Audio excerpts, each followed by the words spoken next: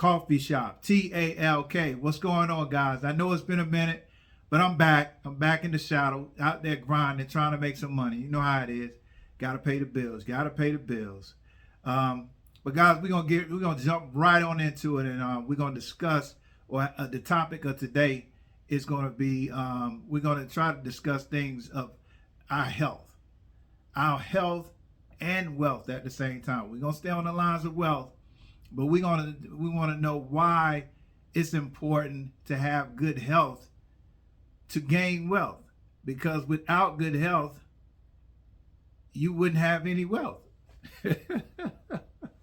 Without good health you wouldn't have any wealth. Let's go all the way back to, how we were brought up, or how I was brought up. Most of us were raised the same way when it comes down to eating patterns. Your mom went out to the store, she bought food home, she cooked for the family, and they cooked whatever they could afford. They went to the store and bought things that they can afford to actually buy, to put on your plate as a meal. Sometimes that wasn't the best of things, and it wasn't the most healthy of things, and sometimes we were missing certain nutrients when it came down to our meals. But for the most part, I think our parents pretty much had tried to have us with a balanced meal. I was born in the 1970s, so I'm a Gen X baby. So I know that when it came down to our generation, our parents tried to actually cook a well-balanced meal, which means we had our protein, we had our vegetable, we had our starch and things of that nature. But we might have had more seasoning than most people, but at the same time, we had a well-balanced meal.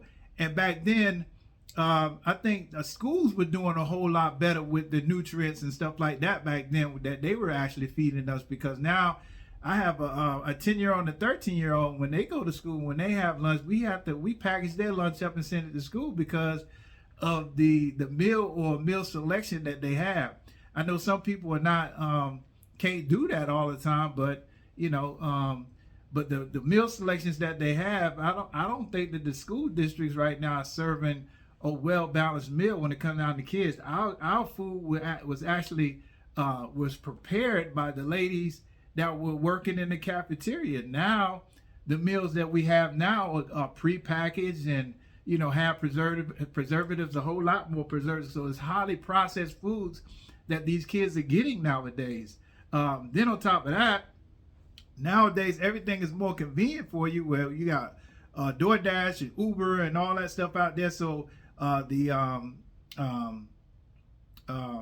fast food and the convenience of the fast food is there for people right now. So people are really not cooking nowadays like they used to a long time ago. So I think what I'm trying to say is, I think that what we need to do with our kids is try to go back to, what your mom used to do at home. Your mom used to make a full course meal for you, not a full course, but a well-balanced meal for you with your vegetables, your protein, your starch, and whatever you had to drink for that day. But for the most part, exactly what you're putting in that food for your child. So we want our children to actually start to grow up to be healthy as well, and not have them to lean on this fast food system, which is causing all these health disparities in our neighborhood. We're having a whole bunch of health disparities right now. If you're paying attention to the news, there's a lot of things that's going on in the news. And I'm a firm believer that it's coming from all of the convenience, everything, the convenience, the fast convenience of the food and stuff like that. And we're not knowing what's in the food. But I think if we go back to it and start cooking at home and having that well-balanced meal that we know exactly what ingredients we're putting in our food, I think that we might have a better chance. Because what we want to do with our kids is break that generational curse of diabetes and being overweight and high blood pressure and cancer and all that stuff. We want to try to break that generational curse as best as we can, and it starts with the food. So, but if we're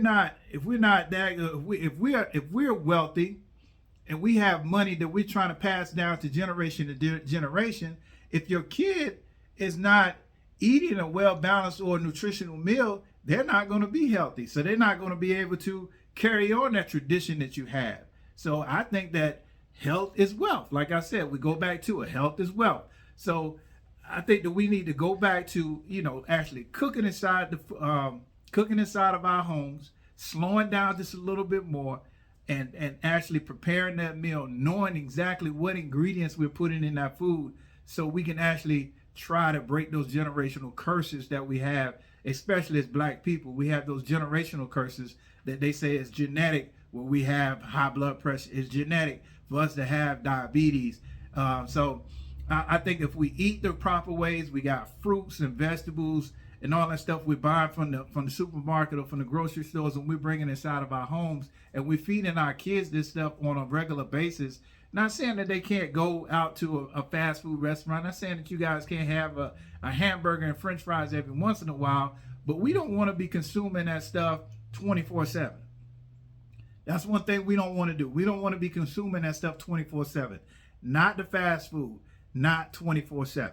Even when it comes down to your vegan stuff, the vegan stuff is becoming more popular also. We really don't know what they're putting in this stuff. So if you're a vegan, and you need to prepare your stuff at home as well. So we need to be more prepared and putting ourselves out there on the front line, because we want to be healthy. So that's the only way that we can actually focus the right way, and we can get out there and make the money that we want to make if we're healthy. If we're healthy, if we're not healthy, then we can't focus to get out there to get the money that we're trying to get.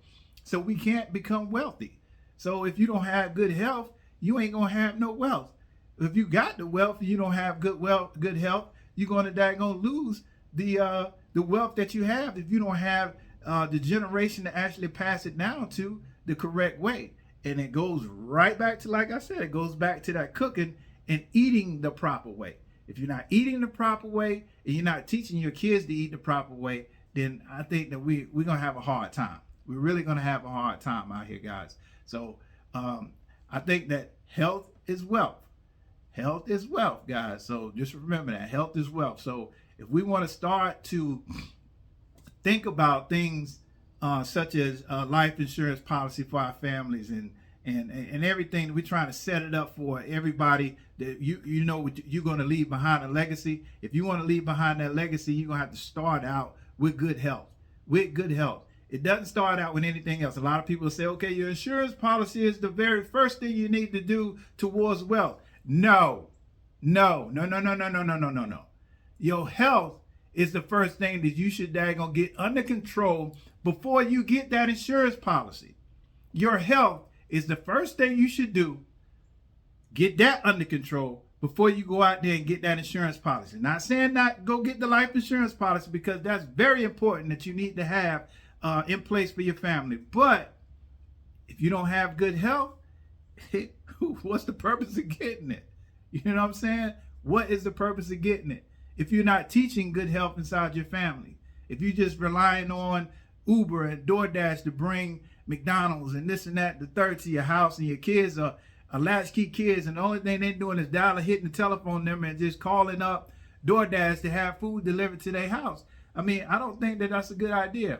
But that's just my opinion. I can't tell people what to do with their families, and that's not what I'm here for. This is just a discussion. This is an open forum. It's an open discussion about what my opinion is on what we need to do to try to transform things around our household, and when it comes down to health disparities and this and that and the third. So that's what I have to talk about today, guys. I come in and I give it to you, and then I'm out. So it's another episode of Coffee Shop TALK. Peace.